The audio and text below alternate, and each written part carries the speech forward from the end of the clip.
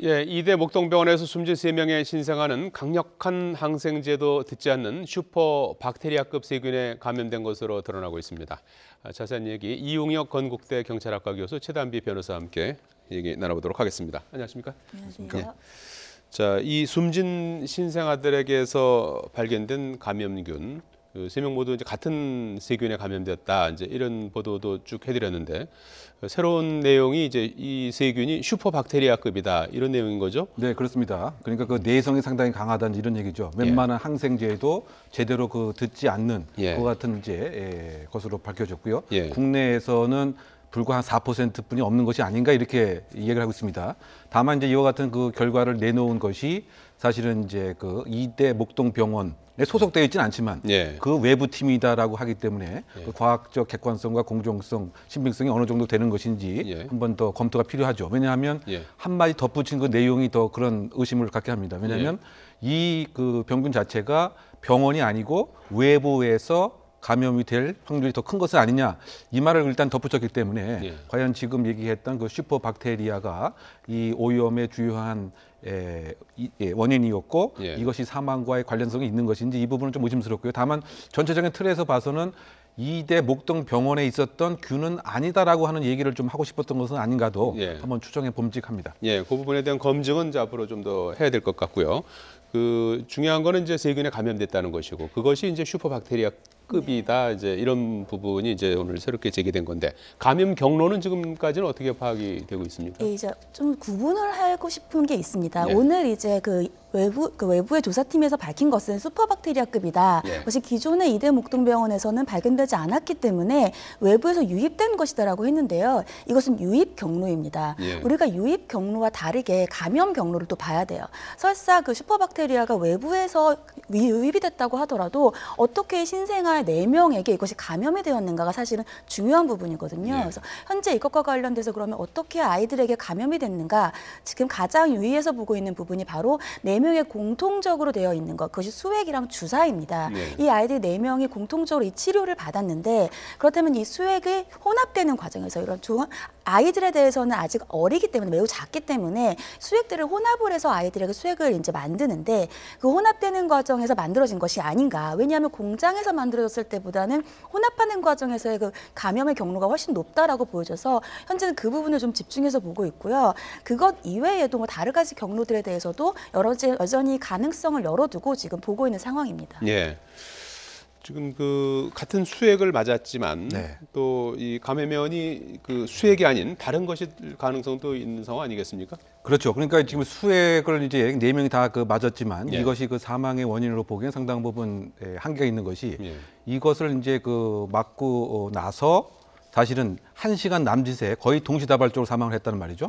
그러면 수액에 의해서 오염이 됐다고 한다면 그 개인의 그 생체 반응이 상당히 상이하기 때문에 적어도 며칠은 이른바 이런 그 세균에 대한 반응이 있다. 그 일정한 증상이 나타난다는 것이죠. 그렇다고 본다면 세균은 물론 감염이 되었지만 세균이 아니고 이와 같은 빠른 시간 안에 사망을 시킬 수 있는 외부 요인이 분명히 있었을 가능성이 있지 않느냐. 뭐 예를 들면은 지금 그 신생아 같은 경우는 상당히 그 몸 자체가 지금 취약해 있고 예민한단 말이죠. 그래서 예를 들면 1mg을 투약을 했을 때에 어른이 느끼는 그 강도와 신생아가 느끼는 강도가 다르단 말입니다. 그래서 만약에 오차가 0.5가 있었을 때 어른들은 아무렇지 않지만 신생아에 있어서는 치명적일 수가 있다. 그러면은 이 그 과정에서 간호사나 의료인이 자그마한 실수가 있어서 과다 투영을 할 수 있는 오류의 가능성 이것이 사실은 지금 더 설득력을 잃고 있는 것이 아닌가. 다만 이제 이 세균의 오염이 됐기 때문에 그와 같은 오작동 내지 잘못된 투입이 더 민감하게 반응될 가능성이 있는 것은 아니냐. 뭐 그러다 보니까 지금 이 수액을 투약을 받은 다른 신생아 중에서 계속 생존해 있는 그 신생아도 있단 말이죠. 그래서 그런 등을 종합해 보면은 여전히 완전한 설명은 아니지 않나 이렇게 보입니다. 의료진의 이제 과실 여부 이 부분도 이제 그 오염 경로라든지 이런 부분들을 이제 살피면서 같이 또 병행해서 수사를 해야 될 텐데요. 경찰 수사는 어떻게 진행이 되고 있습니까? 오늘 경찰이 이대 목동병원에 압수수색을 했죠. 압수수색을 하면서 여러 가지 왜냐하면 이것이 의료적인 전문적인 것이기 때문에 여러 가지 이제 기초 사실관계를 먼저 입수하는 것이 굉장히 중요합니다. 합니다. 그래서 오늘 압수수색을 하면서 어제 했죠, 압수수색. 예, 어제 압수수색을 하면서 의료기기, 처음에 의심이 되는 매개체로 의심이 되는 것들에 대해서 이제 먼저 파악을 했습니다. 그래서 의료기기를 파악을 했고 그다음에 전자의무 기록을 봤어요. 전자의무기라고 하는 것은 입력, 수정 이런 것들이 다 이제 파악이 되기 때문에 이것들에 대해서 굉장히 방대한 양을 지금 입수를 했고요. 마지막으로 이제 보통 우리가 다른 경로를 통해서도 뭐 이제 압수수색을 할 때 보면은 개인이 가지고 있는 수첩들이 굉장히 강한 이제 여러 가지 증거들이 될 수가 있거든요. 그래서 의료진들의 지금 뭐 진료 수첩 같은 것들도 현재 파악을 한 상태고요. 이것을 통해서 어떻게 진료가 됐고 산모들이 입원을 해서 아이를 출생을 하고 출산한 이후에 아이들이 어떤 치료를 받았는지 또 이제 어떠한 사람들이 왔다 갔다 했고 어떠한 매개체들이 작동을 할 수 있었는지를 파악할 예정입니다. 예. 자, 이번에는 이 충격적인 데이트 폭력 사건 얘기를 좀 더 해봐야 될 것 같은데요. 이 9년 동안 사귀다가 헤어진 여자친구에게 남자가 생겼냐면서 이제 폭력을 휘두른 사건이죠. 네, 그렇습니다. 그 교제 기간도 상당히 깁니다. 뭐 9년이고 알고 있는 기간이 그 정도 되겠죠. 왜냐면 20대 그 초반인 걸 봐서는 말이죠. 그리고 어쨌든 그 폭행의 그 이유 자체가 혹시 나 말고 다른 연인과 바람을 피우는 것이 아니냐에 대한 의심을 한 거죠. 예, 의심에서 이제 추궁이 시작됐습니다. 그래서 그 위협적인 말로 어쨌든 주차장 앞으로 이 여자친구를 내려오게 해서 폭행이 시작됩니다. 근데 폭행의 그 정도 자체가 우리가 상상을 초월할 정도로 코뼈가 부러지고 또 사진에도 나오겠지만 앞에 치아가 완전히 이렇게 잘라지는 형태였습니다. 그래서 1시간 이상 지속이 되었고 집 앞뿐만이 아니고 엘리베이터, 더군다나 충격적인 것은 친구들이 겨우 말렸습니다. 그래서 응급실로 그 여자친구를 옮겨놨는데 응급실까지 쫓아와서 계속적인 폭행을 한 것이었습니다. 그래서 결국 그 상해 혐의로 지금 입건이 되어 있는 상태입니다. 예. 자, 이 피해자와 목격자의 얘기를 잠깐 들어보시겠습니다. 때리면서 그냥 죽으라고, 나 오늘 네 죽일 생각으로 온 거니까 도망치려면 머리채 잡아서 또 끌고 가고 막 이래가지고 찾아왔어요, 병원으로. 병원 안에서도 막 욕하고 막 때리려고 약간 그런 식으로 하고 했어요. 간호사랑 의사들도 신고하라고. 예. 그런데 이 전 남자친구 A 씨가 경찰서에 가서 자수까지 했는데 경찰에서 또 돌려보냈다고 합니다. 이 부분은 어떻게 봐야 되는 겁니까? 돌려보낸 이유가 피해자가 당시에 굉장히 많은 상해를 입었기 때문에 피해자 진술을 아직 받지 못했다는 거예요. 그 얘기인즉슨 혐의가 없으면 유치장으로 이제 입건을 시킬 수가 없다라는 건데요. 저는 좀 굉장히 부적절하다고 봅니다. 왜냐하면 경찰 입장에서는 우리가 여기에 대해서 격리를 해야 된다라는 것들에 대해서 충분히 주지를 시켰다. 여기서 또 만나러 가면은 큰 처벌을 받을 수 있다라고 경고를 했다고는 하지만 그 경고는 사실상 실질적인 제재가 될 수가 없거든요. 근데 이러한 경우에는 이미 술 마시고 폭행을 한 이제 전력이 있지 않습니까? 그리고 이 여자친구가 어디에 사는지도 알고 있고 그렇기 때문에 이러한 경우에는 피해자의 진술이 없다고 하더라도 친구들에 대한 참고인 진술도 있을 수 있고 그 당시에 응급실에서의 진료 기록도 있기 때문에 충분히 혐의를 특정할 수 있는데 그냥 돌려보낸 부분에 대해서는 피해자에게 향후 발생할 수 있는 2차 피해를 좀 너무 안이하게 대처한 것이 아닌가라는 생각이 듭니다. 예, 경찰의 얘기를 잠깐 들어보시겠습니다. 바로 즉시 됐습니다. 그래도 그 경고를 했다 그러더라고요. 접근하면 안 된다. 큰 처벌을 받는다라고. 예, 치료받고 있는 병원까지 쫓아가서 행패를 부린 이 남성 어떤 처벌을 받게 되는 겁니까? 일단은 현재 상해 혐의입니다. 그런데 그 코뼈가 부러지고 그 치아가 앞에 이렇게 잘라진 것을 보면 상해를 넘어서 중상해 혐의도 있지 않는가 생각이 되고요. 더군다나 그 폭행의 장소가 주차장 또 엘리베이터뿐만이 아니고 응급 치료를 하는 응급센터 아닙니다. 그러면 이게 응급치료법에 의하면 더 가중할 수도 있기 때문에 일반적인 그 상해보다는 훨씬 중형을 면치 못하지 않을까 일단 예상이 됩니다. 예, 이 표현이 적절한지 모르겠습니다만은 이 데이트 폭력 사건 하루가 멀다 하고 자주 발생하고 있는데요. 이 데이트 폭력을 당했을 때는 어떻게 조치를 하는 게 좋을까요? 사실은 우리가 이것을 데이트 폭력이라고 별도의 이름을 붙이는 이유가 있습니다. 굉장히 친밀한 관계에서 발생하는 폭력이기 때문인데 그렇기 때문에 처음에는 사랑이라는 것으로 약간 둔갑할 수가 있어요. 처음에 이런 일이 생겼을 때는 강하게 조치를 해야 됩니다. 왜냐하면 이것이 반복되다 보면은 피해자도 여기에 젖을 수가 있고 가해자도 여기에 대해서 크게 생각을 안 할 수가 있거든요. 초기의 대응이 굉장히 중요한데 폭행을 당했을 때는 본인이 예를 들면 입증할 자료를 찾는다던가 성적인 폭력을 당했을 때 때에는 병원을 찾아간다던가 이런 것이 중요하고요. 두 번째는 본인의 정보가 너무 노출돼 있지 않습니까? 어디에 사는지, 내 가족이 누군지를 상대방인 가해자인 남자친구가 알기 때문에 본인을 스스로 남자친구를 격리시키는 게 굉장히 중요해요. 안전을 위해서. 그래서 만약에 보호시설이 없다면 경찰에 이것을 신고를 하면 보호시설도 제공해주고 스마트워치도 지급받을 수 있기 때문에 본인의 안전을 먼저 생각하는 것이 가장 중요합니다. 예. 자, 이번에는 강남 한복판에서 있었던 마약 거래 얘기인데요. 이 서울 강남 한복판에서 마약 거래를 하다 적발되는 사건인데 심지어 일본하고 타이완 조직 폭력배들까지 가담했다고요? 예, 그 점이 제일 좀 특별한 점이 아닌가 생각됩니다. 이 화물선에 숨겨왔습니다. 홍콩발 화물선인데 그 수납장을 만들어서 그 안에 10kg 이상 상당 많은 그 필로폰을 숨겨왔습니다. 그러고 나서 누구하고 접선을 했느냐? 국내에 있는 조직 폭력이 아니고 일본에 있는 그 조직 폭력배와 접선을 한 것이 상당히 특이한 점이죠. 외국인까지 필로폰을 국내에서 접선을 해서 거래가 되었다고 하는 이 점입니다. 더군다나 이 접선을 하는 그 방식도 상당히 그 치밀했습니다. 그 한국 지폐 1,000원권에 적혀져 있던 일련 번호를 서로 간에 일정한 그 암호로서 서로 간에 교환을 하고 나서 그 접선 번호가 맞는가를 지금 강남역 한쪽에 있는 역삼역에 있는 번화한 곳에서 그것도 그 대낮에 일단 접선을 성공합니다. 그리고 서로 이렇게 물건을 주고받고 하는 사람이 맞다라고 확인하고 나서 그 다음에 물건을 서로 주고받는 곳으로 이동을 했던 것이죠.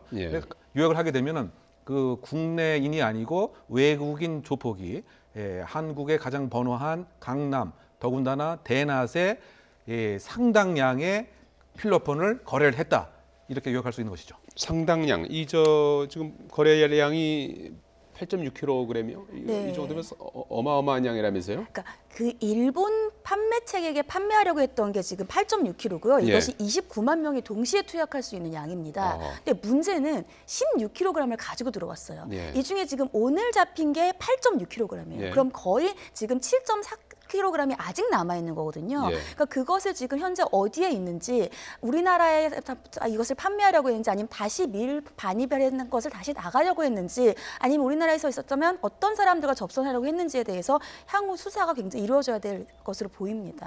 지금 궁금한 것이 이제 보통 이런 거래 밤에 이제 은밀한 곳에서 하게 말하는 아닙니까? 그런데 한 대낮에 강남 한복판에서 했다는 점하고 또 해외 조직 폭력배들이 왜 우리나라에 와서 거래를 했을까 하는 부분 아니겠습니까? 그럼 질문부터 우리가 생각을 해보면은 그 중국에서 만약에 이것이 그 발각이 되었다 소지가 된 것조차도 중국은 엄하죠? 그러면 그 사형입니다 사실은요. 그러다 보니까 국내는 마약과 관련돼서는 사형은 하지 않습니다. 물론 무기징역형이 있긴 하지만 상당히 뭐 집행유예라든가 형이 상대적으로 가벼운 이와 같은 점을 고려한 것 같고요.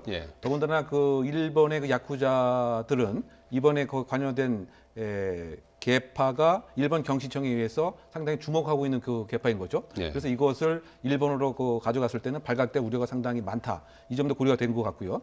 더군다나 그 화물선이 이제 그 입항을 했을 때 검색하는 과정이 한국이 훨씬 좀 용이하다.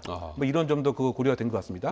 그리고 그 시간과 관련돼서는 우리가 주로 이제 은밀한 곳에 밤에 이렇게 할 것으로 생각하지만 현장에서 그 마약 수사관들의 그 이야기를 들어보면 사실상 저녁이라든가 평범한 시간에 많이 거래를 한다고 알려져 있습니다. 왜냐하면 그래야 사실은 감시의 눈빛이 사실은 더 적을 수가 있고 은밀하게 이상한 장소에 가서 하게 되면 사람의 눈에 띄기 쉽지만 오히려 많은 사람들이 소통하는 곳에서는 관심이 흩어지기 때문에 발각될 우려가 사실은 더 적다. 뭐 이렇게 해서 대낮에 외국인에 의해서 마약 거래가 이루어진 것이 아닌가 생각됩니다.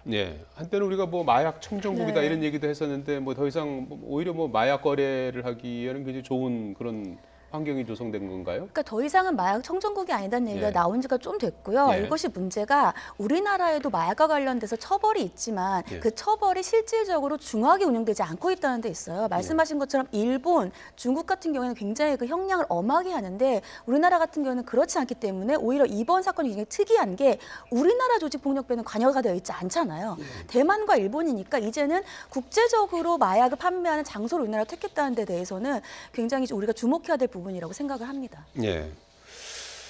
자, 이번에는 최근 뭐 아주 그 핫 이슈로 떠오른 가상화폐 관련된 얘기인데요. 국내 가상화폐 거래소가 뭐 처음으로 파산까지 하는 일이 발생했어요. 네, 그 유빗이라고 하는 예. 그 거래소가 오늘 새벽에 해킹이 당했습니다. 예. 그래서 그 2시 현재 거래 자체를 정지를 하고 결국 이제 파산 절차를 현재 밟고 있는 것이죠. 예. 그래서 전체 그 분량의 17%가 사실은 이제 도둑맞은 이와 같은 그 상태에 있는 것입니다. 그래서 지금 이 유빗에서는 고객에게 75% 가량은 돌려주겠다, 뭐 이와 같은 입장인 것 같은데요. 예. 이게 사실 이게 법적인 문제로 가면 과연 돌려줄 의무가 있느냐에 있어서 여러 가지 문제가 있긴 하지만 결국은 이 200억의 그 해킹 피해가 지금 그 이루어진 그 상황이고 사실상 올해만 들어서도 이 유빗 이외에 예. 예를 들면 빗썸이라든가 예. 코인즈라든가 등등에서 여러 가지 해킹 그 시도가 있었습니다. 예. 그래서 고객 정보가 그 탈취됐을 뿐만이 아니고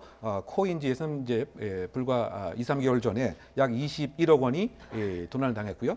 또 그 올 4월에도 약 55억 원이 그 도난을 당했기 때문에 현재 지금 그 가상화폐의 거래소가 예. 보안에 상당히 취약하다 이런 점을 꼬집을 수밖에 없고요.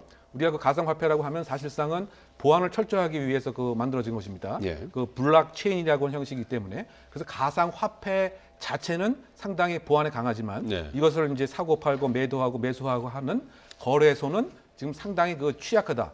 뭐 이런 상태인 것 같고요. 더군다나 이제 우리나라의 이 가상화폐 거래소는 상당히 그 영세 업체나 또는 벤처 등이 그 주체가 되다 보니까 보안까지 투자를 하거나 신경을 쓰거나 이럴 여력이 없는 이와 같은 상태에 있어서 어떻게 본다면 일반 물건을 판매하는 그와 같은 사이트와 같은 네. 동급의 보안 상태가 있다 보니까 일반적인 해킹 공격으로도 쉽게 지금 무너질 수 있는 상황이 아닌가 생각됩니다. 예, 어제 새벽 4시에 해킹이 발생이 됐고 어제 2시부터 이제 입출 금지가 됐는데 이 자산의 한 17%를 이제 탈취당했다고 네. 해요. 그럼 투자한 분들은 17%는 기본적으로 이제 손실을 보게 되는 겁니까? 어떻게 돌려받을 수 있습니까? 지금 현재 알려진 바로는 본인들이 가지고 있는 자산이요. 가지고 있는 자산의 75%를 고객에게 돌려주겠다. 그리고 여기에 대해서 한 얼마 전에 이 회사가 보험을 가입했어요. 예. 이 보험금이 한 30억 원 정도가 되고 여기 우리 자산도 팔아서 여기에 대해서 최대한 충당하겠다라고 예. 하지만 사실은 얼마를 받을지 지금 모르는 상황입니다. 예. 여기다가 이것을 넘어서면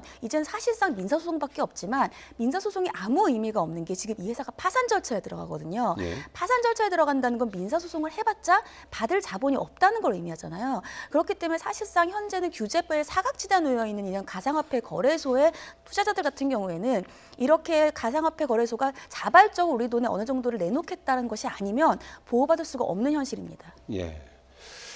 자, 그 주의하셔야 될 것 같은데 가상화폐 관련해서 오늘 추가로 소식 하나 들어왔죠. 가수 박정훈 씨가 연루된 가상화폐 사기 사건에 대한 수사 결과가 발표됐는데 네. 실제 연루가 된 걸로 이렇게 드러난 거죠. 네, 그렇습니다. 상당히 홍보를 그 담당을 하고 네. 뭐 주요 역할 자체는 이게 그 다단계 그 사기의 그 모습입니다. 예. 이 가상화폐를 그 빨리 그 체결하기 위해서는 컴퓨터가 필요한데 예. 이 컴퓨터에 그 투자를 하게 되면은 그 비트코인을 적어도 한 달에 2-3개씩 주겠다. 예. 이와 같은 형태의 그 다단계의 역할에 홍보를 한 이와 같은 입장인 것입니다. 예. 그래서 그 중에 일부를 자문의 명목으로 4억 5천만 원 받았는데 이것은 한 또 횡령 혐의도 있고요. 그래서 큰 틀에서 본다고 한다면 이 그 회사가 1년간에 소위 말해서 2,700원을 편출했다. 그리고 이것이 내국인뿐만이 아니고 미국인 또 캐나다인도 함께 현재 그 가담을 한 형태이기 때문에 예. 그 유명인을 그 이용한 더군다나 가상화폐라고 하는 특히 그 가상화폐가 지금 거의 다 채굴이 마무리되어 있어서 마지막에 더 지금 열풍이 있는 것이 아닌가 이런 생각이 듭니다. 예. 그리고 이제 이것을 빨리 채굴하기 위해서는 컴퓨터가 그 필요해서 이것에 있어서의 편취 행위가 아주 조직적으로 이루어진 사건이었습니다. 예, 가상화폐가 이렇게 관심을 많이 받으면서 이런저런 그 문제점들이 계속 이제 드러나고 있는데 이 시점에서 좀 투자를 하거나 뭐 관심 있는 분들한테 좀 주의해야 될 부분이 있다면 어떤 걸 말씀해 주시겠습니까? 일단 앞서서 지적한 것처럼 예. 지금 현재는 이 가상화폐 거래소가 규제 사각지대에 있기 때문에 예. 투자자들을 보호하는 제도가 없습니다. 예. 그렇기 때문에 투자를 하시기 전에는 먼저 그 회사가 보험에 가입되는지를 먼저 확인해 보시는 것이 중요해요. 그것이 본인을 지키기 위한 가장 거의 유일한 방법을 볼 수 있는데 지금까지 알려진 바로는 보험에 가입한 것도 파산을 신청한 이 회사뿐이라는 얘기들도 있습니다. 예. 그렇기 때문에 어떻게 해서 본인의 안전을 지킬지에 대해서는 사실상 보험 외에는 방법이 없으니까 예. 투자자 스스로가 모든 손해를 떠안는 것이기 때문에 너무 고액의 투자는 조금 지양하시는 것이 어떨까라는 생각이 듭니다. 예. 끝으로 한 가지 가지만 좀 여쭙겠습니다. 앞서서 저희가 화면 뉴스로 소개를 해드렸는데 경기도 한 아파트에서 얼음 덩어리 2kg짜리 얼음 덩어리에 4살 어린이가 맞고 다치는 사건이 있었는데요. 네. 이거는 그러니까 어린이집을 이제 마치고 예. 한 오후 한 4시경에 집에 그 돌아온 아파트 앞에 돌아오는 경우였는데 현관 그 근처에서 갑자기 얼음 덩어리가 떨어진 것이죠. 예. 근데 이 얼음 덩어리 크기가 그 수박 한 반 정도 되는 크기가 이 어린아이의 그 눈에 그 맞았습니다. 예. 그래서 그 7cm 정도 이제 눈이 그 찢어지는 형태였는데 이게 만약에 정통으로 머리 등에 맞았다고 한다면 의사의 얘기에 비하면 상당히 그 치명적일 수가 있다. 이마 7cm 가량 찢어졌다고요? 네, 이마 7cm 예. 찢어졌습니다. 그러니까 그 얼마 전에 그 발생한 그 캔맘 사건이라고 우리가 기억하지 않습니까? 예. 그 아파트 한 곳에서 벽돌을 물리 실험을 한다고 초등학생이 던졌는데 그 지나가는 아주머니가 맞아서 이제 사망하는 사건이었는데 과연 이제 이 사건도 과연 누가 했는지 또는 어린 아이가 눈에 던지기에 장난이온 것인지 아니면 얼음, 이걸 일부러 던진 것인지 어른이 던진 것인지 예. 그래서 일단 국과수에서 여름을 수거해서 아마 그때와 같이 이제 물리적으로 과연 어느 장소에서 떨어졌는 걸 한번 역추적을 해야 될 것 같은데 근데 아파트에 이 공고문이 그 붙여 있습니다. 누가 이제 이런 일을 했는지 나름대로 빨리 좀 신상을 밝히는 것이 좋지 않느냐 하는 취지에 어떤 처벌을 받게 됩니까? 그래서 던졌을 경우에는요? 결국 이제 이게 일부러 했느냐 아니면 이제 예. 뭐 과실로 했느냐에 따라서 예. 이제 과실치상이냐 여부 뭐 이것이 판단되지 않을까 생각됩니다. 이웅혁 건국대 경찰학과 교수 최단비 변호사였습니다. 두 분 고맙습니다.